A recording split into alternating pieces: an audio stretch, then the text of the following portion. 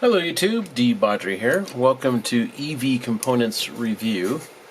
On the bench is the stators for the QS165v1 and the QS165v2.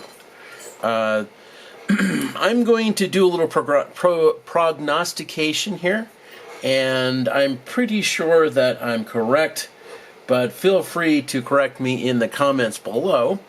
But anyway, yeah, so let me just delve into this. So V1 and V2, this has got a single Y winding on it. So here's your Y connection right there, or star connection. Several people have commented about the V2 stator. When I questioned what these two things are right here, they sure look like a Y connection to me. But having two of them on the same stator was something I had never seen before. And, well, that definitely threw me, and I was not sure what I was looking at. But a couple of people have commented that probably what we're looking at here is dual Y sets of windings on the same stator. So, yeah, one of them, that's the star connection right there, and that's the star connection for the other one.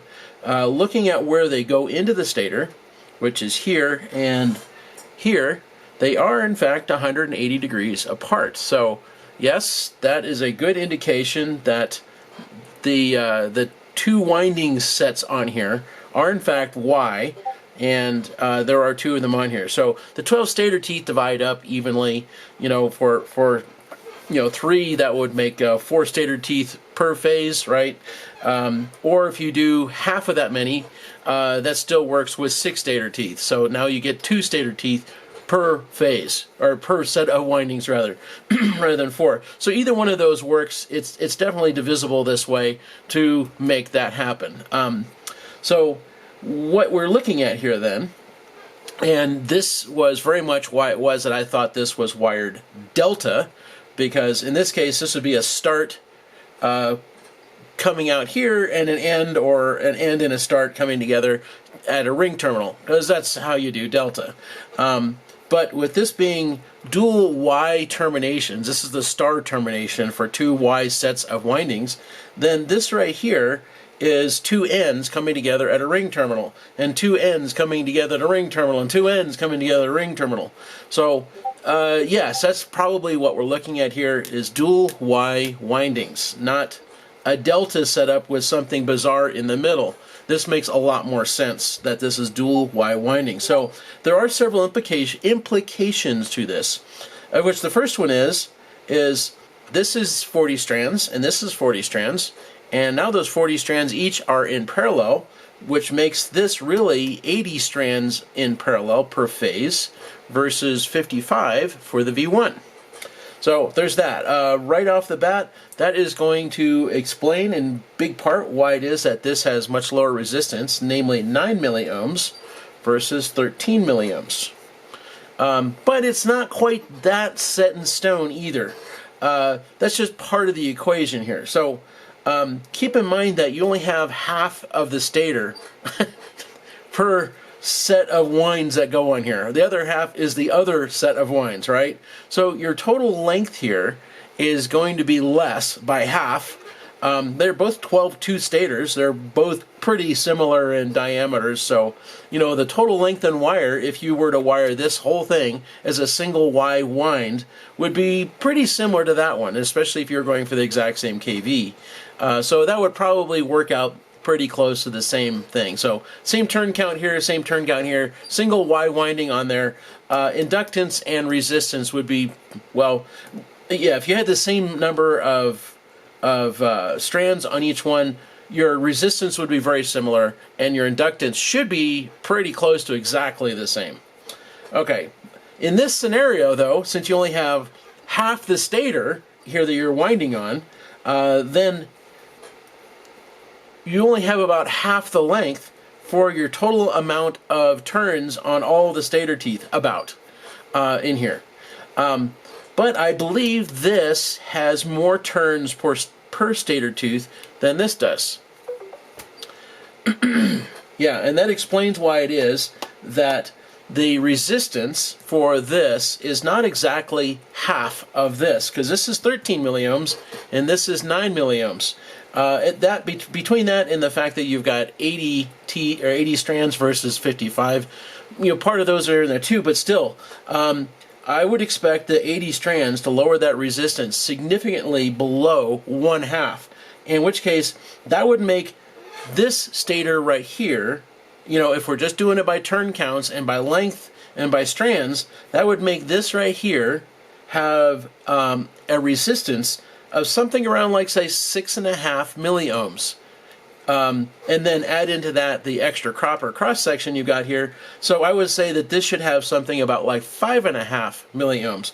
But we don't. We measure 9 milliohms. So there's got to be an explanation for that. And the only way that makes any sense to me is the turn count here is higher.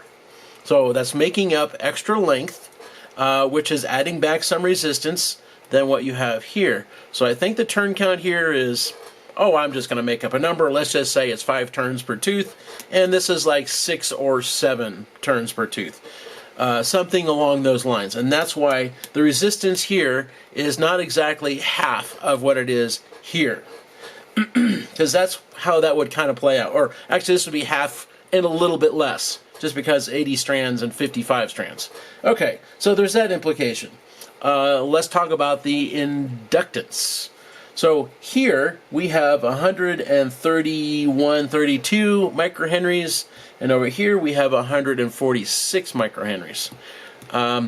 So when you have two phases that are in parallel like this, that doesn't double in or anything like that, the inductance. It's going to pretty much not do anything to the inductance. It's going to, if you had half this thing wound, in fact, when I take all this apart again, my expectation is that winding set A versus winding set B, that the inductance is exactly the same. All right, basically that 131-ish microhenries, because that's very much about how many turns and total length of wire. Okay, that's not about things you have in parallel. That's a completely separate factor that doesn't play into inductance. So what I'm expecting to see here is still about 131 microhenries for either set of windings on here, and that is not going to change.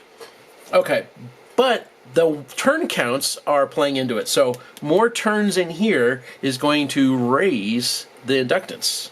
Fewer turns in here is going to lower the inductance. So if this is like 5 turns and this is like 7 turns, then this is going to have less inductance than this will, assuming you've got the total number of stator teeth the same, total number of length the same, things like that too. But we don't have exactly half in here, right? So part of this is less length and more turns than what you have over here. Anyway, so I think that explains the inductance differences, why this isn't like just 1/2 than this is. I think that explains the resistance, why this isn't just 1/2 than this is, things like that. Yep. Yeah, it's not the amount of copper cross section that's going to affect inductance. That's going to be turn counts and total wire length that's going to do that. Anyway, I